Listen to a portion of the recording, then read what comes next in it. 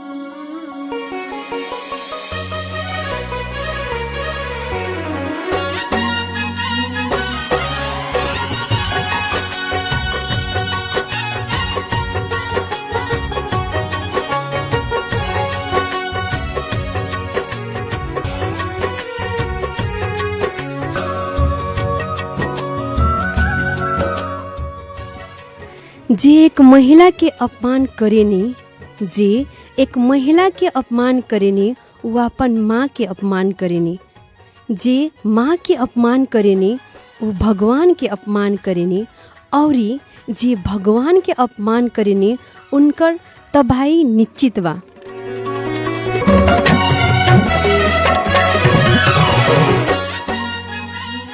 सही में श्रोता मित्र, एक महिला की जे इज्जत या आदर ना करियन तो वो आपन जीवन में कुछ ना कर पाइयन।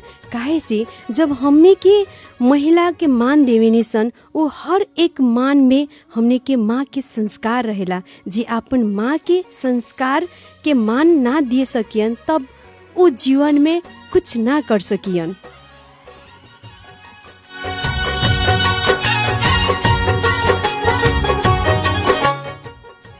हमनी के आपन घमंड में इतना चूर रहेने सन कि ई दुनिया में भगवान भी बानी ई भूल जाने सन। काहे से श्रोता मित्र, भगवान हर एक रूप में आवेनी ई समझे के हमने के ऊपर रहेला। हमने के विचार स्वच्छ और अच्छा रही तभी नो भगवान में रहियन।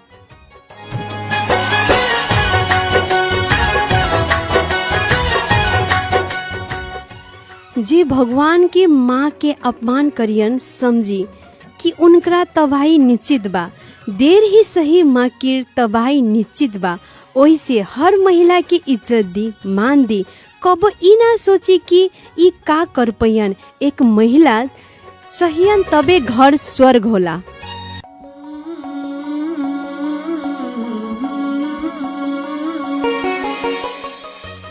प्रणाम और स्वागत बा। सुन रहल बानी रेडियो सान्वी 96.4 मेगाहर्ट्ज के कार्यक्रम संघर्ष। आई आवाज है अपने के संगतिया हम मानती के हमरा टेक्निकल ओर से साथ दे रहल बानी सत्येंद्र जी। तो श्रोता मित्र, ई कार्यक्रम हर शनिचर के दोपहरिया नेपाल खबर के बाद ही आवेला और ई कार्यक्रम में हमने के महिला गेस्ट के ही बोलावनी सन। आज के हमने के गेस्ट बानी सामाजिक अभियंता रिंकू ठाकुर जी। स्वागत बा कार्यक्रम संघर्ष में। स्वागत बा कार्यक्रम संघर्ष में रिंकू जी। नमस्ते जी। नमस्ते, कैसन बानी? हम ठीक बनी, अपनी कैसन बनी? हम वो ठीक बानी। और रिंकू जी, जैसे कि हम हर गेस्ट से हर शनिचर के जौन हम ई कार्यक्रम लेके आवेनी ओमे हमी के मेन उद्देश्य ही है कि महिला लोग के हक हित की बात करल जाओ या महिला लोग के पर गुजरल जौन बीत रहल बा, जौन हमी के झेल रहल बा सुन ऊ चाहे अपन विचार राखे के ई कार्यक्रम के मूल उद्देश्य हटे। वैसे कहतानी कि जैसे कि हमार गेस्ट जी आवेनी, हम जिकरा बोलावेनी तो हमार एगो स्टाटस रहेला, उहे साथ में हमार पहले का प्रश्न रहेला। तो आज के अपने खातिर प्रश्न बाटे, जे एक महिला के अपमान करियन जे एक महिला के अपमान करियन ऊ अपन माँ के अपमान करेनी। यदि माँ के अपमान करेनी तो ऊ भगवान के अपमान कर रहल बानी। और जे भगवान के अपमान करियन उनकर तबाही मतलब बर्बादी निश्चित बा। एमे अपने के विचार का बा? हाँ, एमे अब देखिए जौन अपने के जौन लाइन बोलनी है वो एकदम सही हटे। जे माँ के अपमान करी, माँ मतलब संसार दुनिया सब कुछ जी जी जी, उनकर अपमान जे करी ओकर तो बर्बादी निश्चित बा। कैसे कि माँ बिना संसार सोच भी नहीं कि समझ सकत हमनी के। हम्म हाँ, जी, जैसे कि मतलब माई एक औरत है, मतलब कहल जाए कि औरत ही हमी के दुनिया देखे हमने, चाहे वो पुरुष हो चाहे वो महिला हो। हमी के आज ये आकाश में बानी सन, धरती पर बानी सन, आँख से देख रहल बन सन, अपने से बात कर रहल बन सन। ये एक महिला, एक कहल जाओ कि एक माँ के ही देन है कि आज हमी के ये दुनिया देख रहल बन सन, ये संसार देख रहल बन, चाहे वो अच्छा हो या बुरा हो कि ना। हाँ, हाँ, और ये रिंकू जी, जैसे कि ई कार्यक्रम में हम जैसे स्टार्टस के बात कहनी है तो एमे अपने के विचार कुछ कहे के बाकी ई मतलब ई प्रश्न में जी, एमे तो एक्स्ट्रा कुछ हटे कि नहीं कि अब जैसे सब कोई के मालूम बाटे माँ के चलते ही हमनी के दुनिया देखा तनी सन। और ये माँ के अपमान ना करे थे फिर भी हमनी के कर रहल बनी सन। जी जी, माँ के संग संगे एक महिला कहल जाओ कि एक महिला के हमी के अपमान कर रहल बानी सन। माँ के मतलब एगो महिला बल, महिला के अपमान हो ताटे जैसे भी हो रहल बा, डायरेक्ट कर लो इनडायरेक्ट बुझ के ना बुझ के जी जी हो रहल बा। चाहे वो बेटी होकस, बहू होकस या माँ होकस, जिने तेने ई मतलब समस्या हो रहल बाटे हो रहल बा। हाँ, जहाँ भी बड़का से बड़का ठाव में, छोटा से छोटा ठाव में, छोटा छोटा गांव में, बड़का से बड़का शहर में, छोटा छोटा घर में, बड़का से बड़का घर में ये समस्या बाटे हर एक जगह हर एक ठाव में। जैसे कि एक ही घर में इवन कति करेला के पढ़ल लिखल घर से लेके अनपढ़ घर तक सब घर में ये समस्या जरूर बा। पढ़ल लिखल घर में भी एक भाई बहन बाटे ओमे तंका तंका फर्क करबे करला लोग। जी जी, ये समस्या हर एक ठाव में बा। ये बात सही कहने है कि हमें के मतलब कहीं नहीं सन ज़्यादा करके हमें के मतलब विचार में ये आवेला कि अनपढ़ घर बा, अशिक्षित घर बा, उनकरा कुछ मालूम नहीं के वैसे हिंसा बढ़ रहल बा। पर कबो काल अपने देखेम कि अभिन के डेट में ई जनरेशन में कहल जाए 81 शताब्दी में हमें के प्राय जैसन हमें के घर शिक्षित व्यक्ति ही अपन मतलब पत्नी के होकस या माँ के होकस या बहू के होकस या बेटी के होकस मतलब हिंसा के शिकार बनल बारी उहे घर के अपने के मतलब हमने के शिक्षित अशिक्षित हमने के पढ़ाई के डिग्री पर एनालिसिस करेनी सन। जी जी जी, एकदम से। हाँ, शिक्षित अशिक्षित हमने के एगो कला न आदमी के मनोविज्ञान सोचाई पे भर पड़ेला। उस हमने के सोचाई कथी बाटे शिक्षित अशिक्षित, कॉलेज के डिग्री हासिल हो गई, डॉक्टर हो गई, इंजीनियर हो गई, टीचर हो गई, ओकरा के हमने के सोचाई उ बाटे। लेकिन ओकरा चलते तो हिंसा कभी भी कम ना हुई। आदमी सब कहला न पढ़ाई तो इम्पोर्टेंट बाटे हर एक ठाव में, पढ़ाई बिना तो कुछ भी नहीं खे। लेकिन महिला हिंसा या कोनो भी हिंसा जौन होकेला न वो पढ़ाई के बेसिस पर हमने के अब कहीं नहीं शिक्षित हुई आदमी तो हिंसा कम हुई। सरासर सब गलत बाटे कैसे कि डिग्री हटे जौन हमने के जौन शिक्षा बुझता नहीं सन समझता नहीं सन वो डिग्री के हिसाब से समझता नहीं सन। जी, डिग्री के शिक्षा हासिल कैला से ना कि नैतिक शिक्षा हासिल करल एकदम जरूरी बा। रहेला अपन सोच विचार रहला वो शिक्षा रही तब हिंसा कम हुई। कैसे बहुत जगह बहुत ठाव में जो पढ़ल लिखल नहीं के वो घर में भी हिंसा कम बाटे या नहीं के भी हम कौन ठाव में हम देखले बानी घर के पापा मम्मी पढ़ल नहीं के लोग तभी भी बराबरी बाटे। लेकिन कोनो ठाव में पढ़ाई लिखाई बाटे, मम्मी पापा भी जॉब होल्डर होते हुए भी हिंसा बाटे। जी, एकदम सही कहनी। पढ़ल लिखल घर में ही खास करके अभिन के जेनरेशन कहल जाओ ज़्यादा ये हिंसा के शिकार पढ़ल लिखल घर के बेटी ही, पढ़ल लिखल घर के बहू ही बनल बारी या पत्नी कहल जाओ। और ये रिंकू जी, जैसे कि मतलब ये कार्यक्रम के नाम है संघर्ष, बिना संघर्ष के कहल जाला कि जीवन व्यर्थ बाटे, है कि ना। तो वही में अपने के मतलब कौन ऐसा कहानी या कौन ऐसा चीज़ पावे खातिर अपने बहुत संघर्ष करे पड़े। कैसे कहल जाला कि शुरुआत से ही महिला के जब जन्म होकेला तबे से संघर्ष शुरू हो जाला।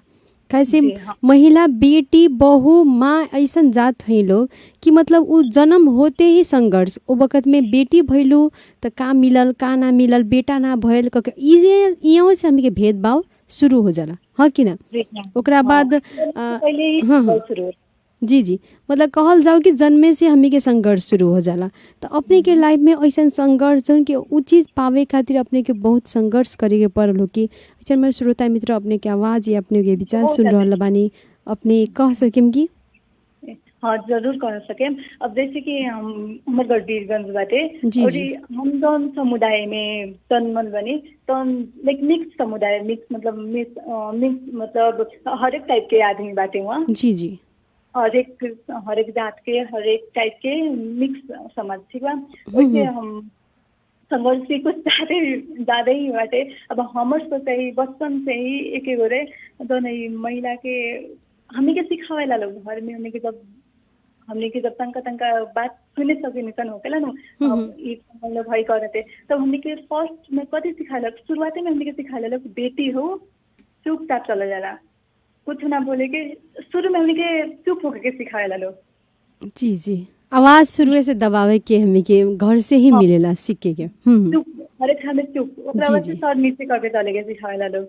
अब जैसे हमने के स्कूल जाए के टाइम में लड़का लोग चिड़ा उड़ा दी लोग तो हमने के बोले का अधिकार नहीं के अगर हमने के कुछ बोल देन सन तो हमने के गलत हो जाने सन वहाँ भी संघर्ष हटे। अब हम पता ना हम तो शुरू से हर एक चीज सहले नहीं कि हमरा के भी सिखैले बाटे लोग घर से लड़की हो ज्यादा ना बोले के लड़की जात मतलब सहे के पड़ी ये बात हम लोग के सिखैले बाटे लोग। लेकिन हम ये बात कोई भी सहे के ना चाहत रहनी सीखले वाली चीज हम अपन मम्मी से ना सहे के कि वहाँ भी एगो औरत होके हमने के अब पहला घर में गाय भैंसी रहे घास करके खियावत रहनी ओकरा बाद सिलाई सीखनी मतलब हमने के बड़का होकला पर वहाँ सिलाई सीखनी संघर्ष उ भी करत रही कमा के खियावत रहनी संघर्ष तो हमने के वहीं से सीख ले। लेकिन जौन आदमी संघर्ष करेला वे अपन संघर्ष पता ना काहे भूल जाला अपन बेटा बेटी के काहे दुख देवेला लोग वे लोग सिखावेला लोग दे झुक के रह के जस्ट वे लोग सिखावेला लोग मुँह दावेला लोग वे लोग सिखाले कुछ ना बोले के लड़की जात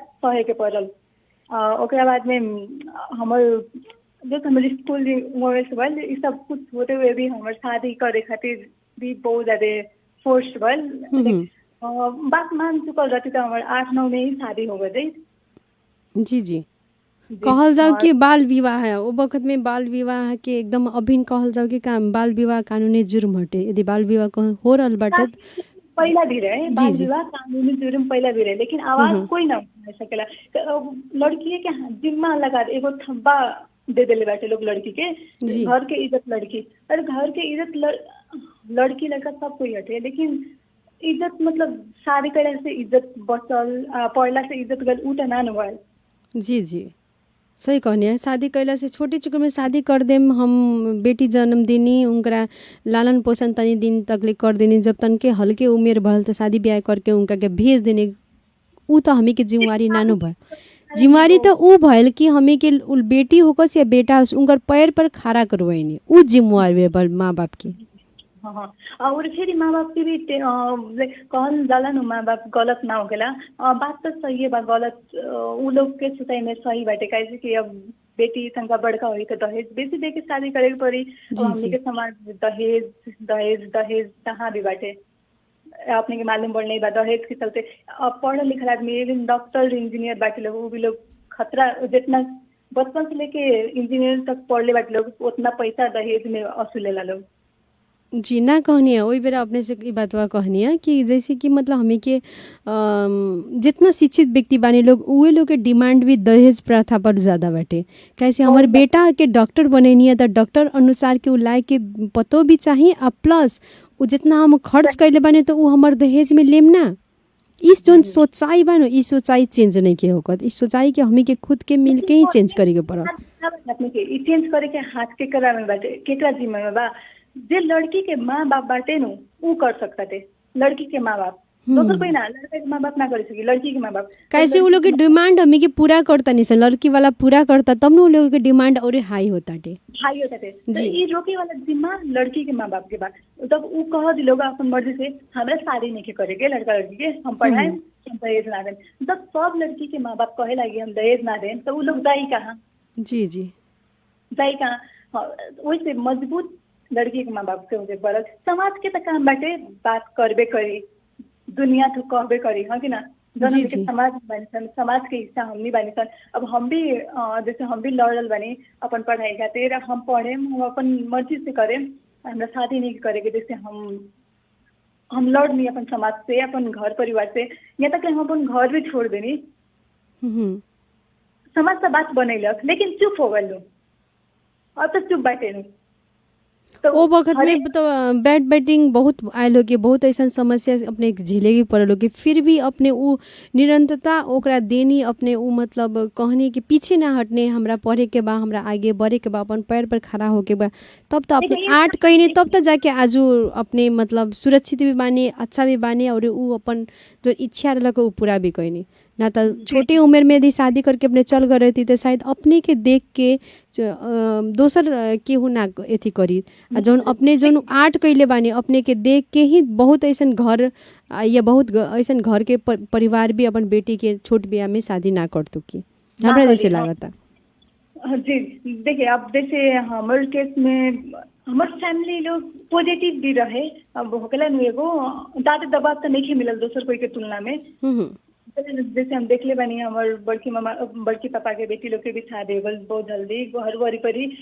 यहाँ तक ले अभी जैसे हमार सबसे छोटकी बहन बाड़ी, उनका एज के लड़की लोग के भी शादी हो गए। हमरा हिसाब में लड़की लोग और ये लड़की की फैमिली लोग के अपन सुरक्षा अपने से करे के पड़ल। सबसे पहले बात अपन सुरक्षा अपने से करे के पड़ल। अब जैसे हमने के समाज में जो महिला हिंसा बहुत तरह के हिंसा बाटे, बहुत तरह के लड़की मतलब कहीं भी सुरक्षित नहीं सन हमनी। अब जैसे कोनो अब हमने के आजकल बहुत ज्यादा रेप केस सुनता सन। जी जी रेप केस अगाडि आवा ताटे, उ लोग के भीतर हिम्मत आले बेटे कबे आगे आवा ताटे। ऐसन केस में भी अब जैसे कोनो ये बात में रिंकू जी हमें कहे के चाहम कि जैसे हमें के बेटी के कहे नहीं सन कि सर नीचा करके चल जाए, कैसे बेटी के संस्कार हटे, लड़की जात के एक संस्कार है कि मर्यादा में रहे के चाहिए। लड़की जात के यदि पर पुरुष के देख रहा बा या केकरो देख रहा बा सर नीचे करे के चाहिए, या समाज में सर नीचे करके ही चले के चाहिए। काश हमें के ये संस्कार यदि बेटा के दिले रहती सन तो शायद ये जौन रेप केस हो रहल बा या हिंसा बढ़ रहल बा ये कहीं ना कहीं कम होगी, है कि ना। हाँ सुनिए, और जैसे मर्यादा के बात कोई नहीं है नहीं, मर्यादा पुरुष महिला सब कोई मर्यादा में रह के चाहिए, सिर्फ महिला ना। अगर हमने के वही महिला के ऊपर धब्बा लगावे नहीं मर्यादा में रह के, मर्यादा में ना वो नीचे गिरावे नहीं के, ओकरा के तो एगो मर्यादा के नाम देले बन सन, लेकिन वो नाम मर्यादा से जो एगो मर्यादा शब्द बाटे न ओकरा के हमनी के बदनाम करे नहीं सन। जौन कहला लोग न लड़की हो सर नीचे कर, लड़की हो हई सह, लड़की हो हई कर, एकदम टैबू जौन एगो होकेला धब्बा लगा देले बनी सन। ई मर्यादा शब्द के बदनाम कर देले बनी सन का हमनी के। मर्यादा मतलब एगो ऐसा शब्द हटे, हर एक आदमी मर्यादा में रहेके चाहिए। हर एक आदमी पुरुष महिला मानव जाति हर एक चीज मर्यादा में रहेके चाहिए। और ये मर्यादा सिर्फ लड़की के धब्बा न लगा के बेटा बेटी सबके सिखाए के चाहिए। जी कहल जाला न कि इज्जत जबरदस्ती से ना मिलेला, इज्जत खुद से देवे के पड़ेला। अब जैसे अपने कहेम कि हाँ रिंकू जी अपने हमरा इज्जत करी, हमरा डेराई, तो उ डर से अपने इज्जत कर दें। जब अपन दिल से इज्जत करें ओकर तो बात कुछ और रहेला नो। वैसे संस्कार हर चीज के देवे के चाहिए, हर बेटा हो को या बेटी को दोनों के संस्कार बराबर दे के चाहिए। कि गलत दृश्य से तू भी केकरो बेटी के मत देखा, गलत नजर से मत देखा। जेंगे हमें कि बेटी के कहने सन कि ई काम करल गलत बा, ई एने चलल गलत बा, वही शायद बेटा के हमें कहले रहते सन कि ई काम करल गलत बा, ई रास्ता चलल गलत बा। तो शायद कौनो घर हिंसित ना होगी या कौनो घर के बेटी के कोनो दिक्कत ना होगी, है कि ना। रास्ता में अभी भी हमनी के ई में भी रास्ता में चले में डर लागेला। कोनो कुछ कह दी हमनी के तो हमनी के दोस्त लागे, ई ना जे कहे वाला आदमी से कोनो दोस्ती ना करी, कैसे कि वो लड़का हटे। अगर हम लड़की है हमरा के कोनो सब खराब वर्ड बोल देता तो लोग कही लड़की है गलत बिया, ई सोचाई ई सोचाइ जब तक आदमी के दिमाग से ई सोचाइ ई रोग हवे का एगो, जब तक ये आदमी के दिमाग से ना निकले तब तक ले हमने के सुरक्षित ना हो सकेंगे। एकदम सही करें। जैसे मैरिड लाइफ में कहल जाओ हस्बैंड वाइफ बा, यदि हस्बैंड अपन वाइफ के डिवोर्स देता या मतलब छोड़ता था वो वक्त में कथी आ जाला कि लड़की ही गलत होगी, ई ना सोचत कि लड़का दोसर के चक्कर में या दोसर कोनो लोभ से ही वो लड़की के छोड़ रहल बाटे। ई हमी के ना सोचे निसन, हमी के कथी सोच में आवेला कि लड़की ही खराब होयन, लड़की ही कुछ गलत कैले होयन, तब जाके बेचारा उ लड़का छोड़ रहल बा। पर हमें ई ना सोचे नहीं कि हो सकता वो दहेज के कारण से भी छोड़ सकता रन या दोसर कुछ लोभ से छोड़ सकता रन। कहल जाला न 1 से 2, 2 से 3 हाँ कि ना। देखिए डाइवोर्स अपने में गलत चीज ना हवे। जब दो आदमी का मन नहीं मिला तो डाइवोर्स ले सकता थे लोग, कोनो गलत चीज भी ना हवे, ठीक बा।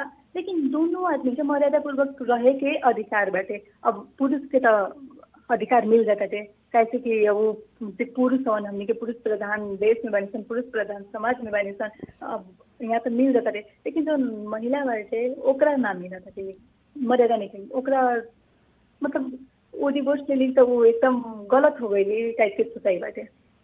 उहे न कहनी है कि मतलब पुरुष करियन त सब जायज बा, उहे महिला करियन त उ गलत बाटे। अच्छा ठीक बा रिंकू जी, ये संग संग एगो और अपने से प्रश्न पूछे के चाहेम कि जैसे अपने कहनी है कि मतलब छोटे चुके उम्र में ही हमार शादी हो रहा, हम एक विरोध कैनी, तो जितना हमी के बाल विवाह हो रहल बाटे मतलब बहुत ऐसा ठाउँ में बा कि हमी डाटा कलेक्ट कर लेवनी सर, बहुत ऐसा ठाउँ बाटे कि भितरे भितरे भी शादी अपन भी गाँव घर में हो रहल बाटे, ओकरा दिक्कत बाटे। जैसे लड़की जब मान जाइयन जी अपने नाम मनी तब न अपने के बात आयल या विरोध कैनी या वो शादी ना भय।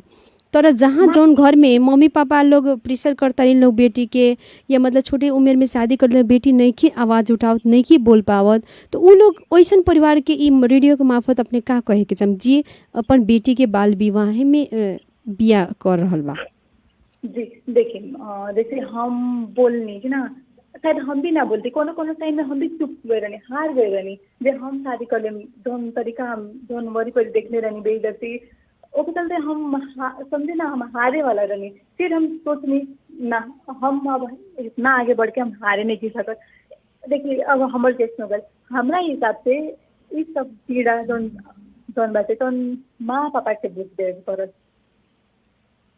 माँ होकला न कई लड़की लोग तो आवाज उठाने में दिक्कत मानता थे लोग, अब कुछ भी हो सकता थे, वो लोग सुरक्षित भी नहीं थे। हमने के जब आवाज उठाते हैं हमने सुरक्षित भी नहीं थी सन। जी जी जी जी हाँ सुन रहल बानी सन, हमी के अपने के आवाज पूरा हमी के श्रोता मित्र भी सुन रहल बानी। जी बोली। हाँ और ओकरा पर हमनी के भी अब लड़कियों के हमनी के जिम्मेवारी भी बाटे। जैसे हमनी के पढ़ाओ तक लोग हमनी के अच्छे से पढ़े पड़ल, अच्छा काम करके दिखाए पड़ल, वो लोग के सर ऊंचा करे वाला काम करे के पड़ल। लेकिन हमनी के समाज में सर ऊंचा करे के मतलब कुछ और बाटे। सर ऊंचा करे के मतलब अब वो लोग कहते लोग पढ़ाई छोड़ दे बेटा, तो पढ़ाई छोड़ दे पड़ल, शादी कर ला। सर ऊंचा के मतलब ई बाटे, ई सरासर मतलब मम्मी पापा के गलत डिसीजन भी यदि हमी के मान रहल बानी सन तो हमी के मम्मी पापा के आदर कर रहल बानी सन। यदि मम्मी पापा के गलत डिसीजन में हमी के विरोध कर रहल बानी तो हमी के संस्कार नहीं की या हमी के मानत नहीं की सन। मतलब ई जौन बोल आवला न ई चाहे जौन बोल हटे के पड़ल, चाहे वो बेटा से होकस या चाहे बेटी से होकस, हाँ कि ना। सपोर्ट में हाँ ऐसा बात के सपोर्ट घर के जौन भाई रहेला लोग, जी जी बहन के सपोर्ट करे के पड़ल, भाई के पापा लोग के सपोर्ट करे के पड़ल अपन बेटी के। मतलब सोच पता नहीं सोच कैसे कब हटी नहीं के मालूम। यदि हमी के एकजुट होके मिशन रिंकू जी जरूर हटी। तो रिंकू जी हमी के अभी तंग छोट मीट विश्राम के समय आगल बा, ये छोट मीट विश्राम के बाद पुनः अपने से जोड़वे करेम, तब तक खातिर ये छोट मीट विश्राम लेवल जाओ। के हो अहिलेसम्म सुतिराख्नु भएको छ त? हेर न खोइ किन हो सन्चो नभएको जस्तो भइरहेछ, हात खुट्टा पनि सुन्निया छ। लौ अनि किन बसिराख्नु भएको त नि? ल हिँड्नुस् स्पर्श मल्टी स्पेशलिटी हस्पिटलमा, त्यहाँ सबै किसिमका रोगको सफल उपचार हुन्छ नि। स्पर्श मल्टी स्पेशलिटी हस्पिटल अरु अनि के हुन्छ त्यहाँ? लौ सुन्नुस्, त्यहाँ न्यूरो सर्जरी सेवा, अर्थ र ट्रमा सेवा, कार्डियोलोजी सेवा, आइसियू, एनआइसियू, सीसीयू सेवा, ग्यास्ट्रो र क्यान्सर सर्जरी सेवा, स्त्री तथा प्रसूति रोग सम्बन्धी सम्पूर्ण सेवा र रेडियोलोजी सेवा पनि उपलब्ध छ। त्यति मात्रै होइन नि हजुर, त्यहाँ त general medicine, paediatrics, ENT, derma, युरोलो सर्जरी सबै किसिमको उपचार गरिन्छ नि। गजबको सेवा दिँदो रहेछ त। स्वास्थ्य सम्बन्धी कुनै पनि समस्याको लागि एक मात्र स्पर्श मल्टी स्पेशलिटी हस्पिटल, बौवरी 14 वीरगञ्ज। मोबाइल 9802 59598 र 98029 03615। तपाईको दीर्घायुको कामना, स्पर्श मल्टी स्पेशलिटी हस्पिटलको चाहना। प्रदेश 2 कै पहिलो Birgunj heart and super speciality poly clinic. हजुर, प्रदेश नम्बर 2 कै कार्डियोलोजिस्ट डीएम महिला डाक्टर मधु गुप्ता सेवा दिँदै हुनुहुन्छ। साथै doctor Maheshwar Prasad Kurmi consultant physician, doctor Shyam Kumar Gupta नवजात शिशु तथा बाल रोग विशेषज्ञ, डाक्टर तरनुम अफरोज, डाक्टर राजेश शाह स्त्री तथा प्रसूति रोग विशेषज्ञ र doctor Ranjit Chaurasia neuro surgeon. हाम्रा सेवाहरू कार्डियोलोजी, डायबिटोलोजी, न्युरोलोजी, पल्मोनोलोजी, ग्यास्ट्रोलोजी, गाइनोकोलोजी र पेडियाट्रिक। साथमा ECG, echo, UST, TMT, holter, ABP, PFT, endoscopy पनि गरिन्छ। सम्पर्क Birgunj heart and super speciality poly clinic, Akriti tower, तेस्रो तल्ला, बिर्ता 10 तले भवनको उत्तरपट्टि। मोबाइल 984130 07648 र 98262 82980। क्लिनिक खुल्ने समय बिहान 7 बजेदेखि बेलुकी 8 बजेसम्म। One of the best clinic Birgunj heart and super speciality poly clinic. विकास निर्माण कार्यका लागि अब तपाईको साथमा पीसी इन्फाटेक प्राइभेट लिमिटेड। कुनै पनि संरचना निर्माण गर्न अहिलेको आवश्यकता भनेको हेभी मेसिनरी इक्विपमेन्ट हो, जुन सजिलै अनि खोजे जस्तो पाउन गाह्रो हुन्छ। तर अब तपाईको साथमा छ पीसी इन्फ्राटेक प्राइभेट लिमिटेड, जहाँ हेभी इक्विपमेन्ट जस्तै bitumen distributor, paver finisher, pneumatic roller, motor grader, backhoe loader, soil compactor, tandem roller, transit mixer, excavator, hydra crane, boring गर्ने machine, concrete pump, diesel generator लगायतका सामग्री सुपथ अनि सहजै तपाईकै ठाउँमा pound सक्नुहुन्छ। दैनिक, मासिक वा वार्षिक तपाईको आवश्यकता अनुसार भाडामा लिन सकिने सुविधा। विस्तृत जानकारीका लागि सम्पर्क पीसी infratech private limited, Birgunj रामगढवा 24 dry port नजिकै। सम्पर्क नम्बर 9845 34 771 र 9845 58 749। पीसी इन्फ्राटेक, विकास निर्माणका लागि तपाईको साथमा।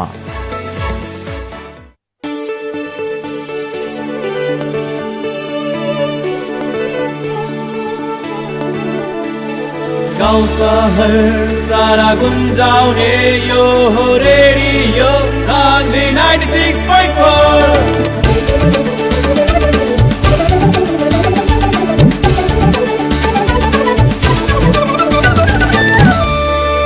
Radio Sandhi 96.4.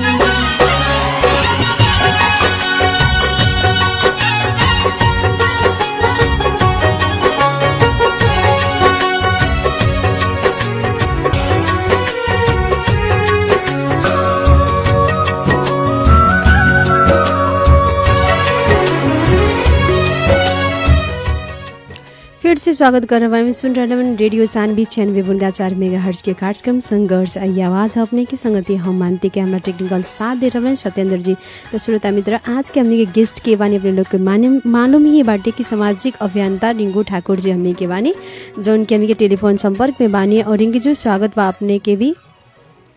हेलो, हाँ नमस्ते जी। नमस्ते रिंकू जी, जैसे कि हमी के ऊपर अभी बात कर रहा इंसान बाल विवाह के बारे में, जौन की अपने भी ओकरा विरोध कैले रहने या अपने पर ही गुजरल खटे उ दिन अपनी सोचत हो के तो शायद हमरा लागत हो कि उ पहल का दिन यदि याद करत हो के तो उ दर्द भरा ही दिन रहलक, जौन के वो संघर्ष करके अपने आगे निकल गल बानी। तो जितना हमी के सुन रहा बानी रेडियो सानवी, जौन की कार्यक्रम संघर्ष बाटे, जौन के हमी के महिला के ही हक हित खातिर ई कार्यक्रम के मूल उद्देश्य ही हटे। तो एमे हम बाल विवाह जितना मतलब जहाँ हो रहल बाटे या कि एकरो फैमिली करा रहल बानी अपन बेटी के कि एगो बेटी एगो पराया धन होकेला, इनका जल्दी से जल्दी शादी करके भेज देवल जाओ ना तो गलत कुछ हो जाए, क्योंकि बहुत ऐसा डर माँ बाप के रहेला नो। ई जौन डर हटावे खातिर कहल जाओ या बाल विवाह के विरुद्ध में कुछ कहे के पड़े, बाल विवाह करल जुर्म हटे, एमे अपने दो शब्द कुछ कहे के चाहें जी। जैसे बाल विवाह जौन संघर्ष हम गुजरल बने, जौन दर्दनाक पीड़ा से हम गुजरल बने, याद भी ना करे के चाहे नहीं।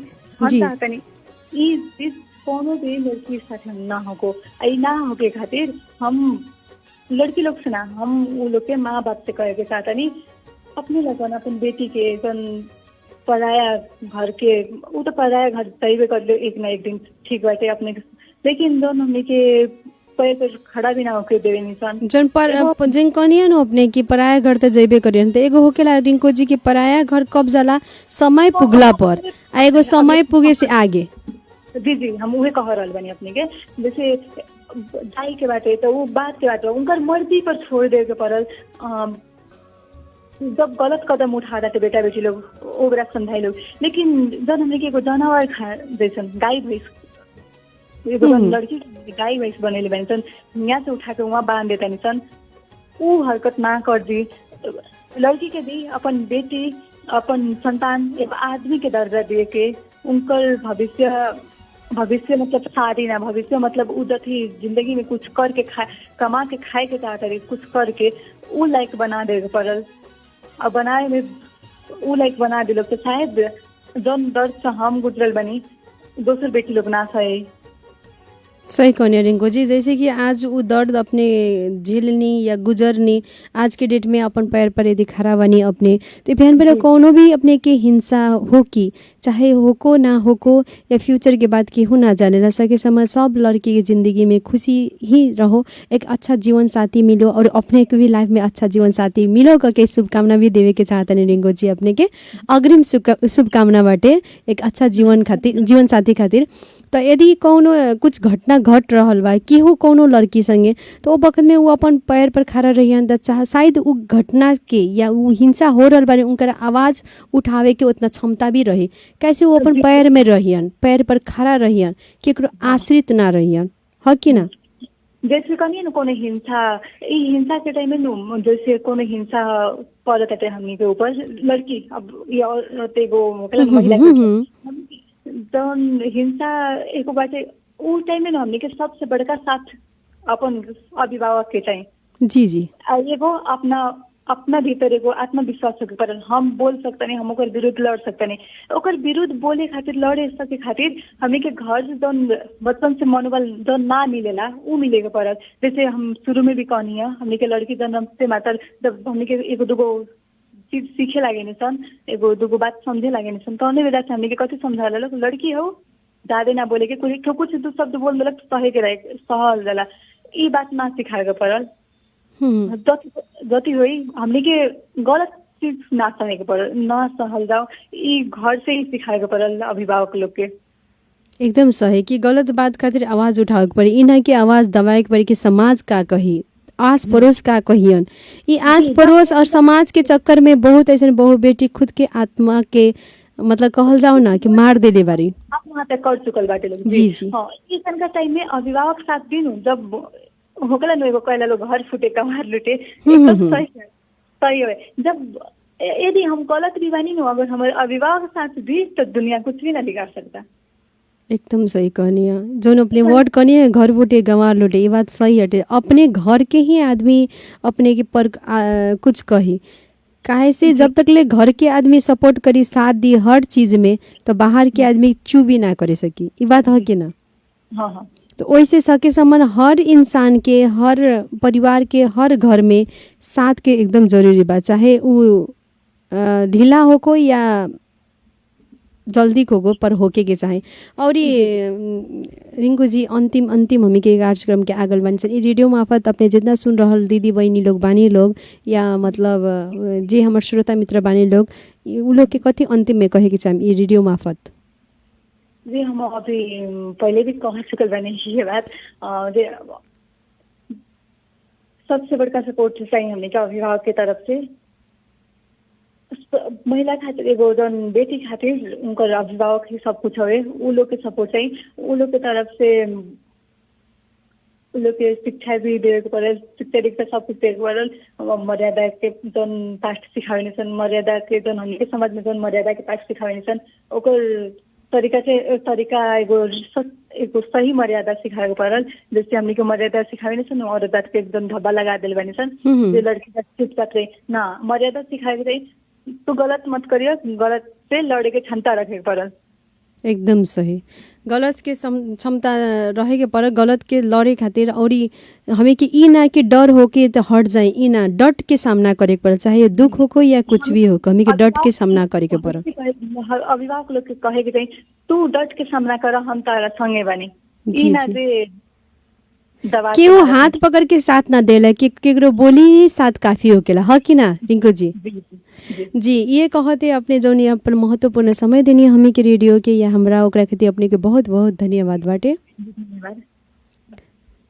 जी श्रोता मित्र, अब समय हमरो हो गल बा विदा मांगे के होने से प्राविधिक ओर से सतेंद्र जी कह देनी कि हाँ अब समय हो गल बाटे, तो समय हो गल बा तो हम जाते बानी। फिर भी कहे के चाहे श्रोता मित्र कि जाए से पहले जितना अपने लोग के अगला सप्ताह फिर हम संगे सफल नारी के लेके अबे करेम। और ये कहे के चाहेम कि सपोर्ट बहुत जरूरी बाटे, साथ हर केहू के देवे के पड़ल। काहे से साथ भी कबो कबो रहेला नु कि मतलब दुख के सामना हमें के जोन करे नहीं सन उस साथ ही से ही होकेला। वैसे चाहे बेटी होकस, बहू होकस, माँ होकस, उतने आदर करे, उतने सम्मान दी और साथ भी दी कि अपने के बहू बेटी माँ आगे बढ़स आ कुछ कर पाओस। काहे से महिला पुरुष बराबर बा, हमें के बोली में कहे नहीं सन, व्यवहार में भी उतारे के कोशिश करी लो। यदि व्यवहार में उतर जाइयन तब तो सब चीज़ अच्छा हो जाए। और हमें के समाज अच्छा हो कि परिवार अच्छा हो कि तो देश एकदम अच्छा होकबे करी। ये कहते हम मानती विदा मांगता नहीं। सुनते रही रेडियो सानवी 96.4 मेगाहर्ट्ज।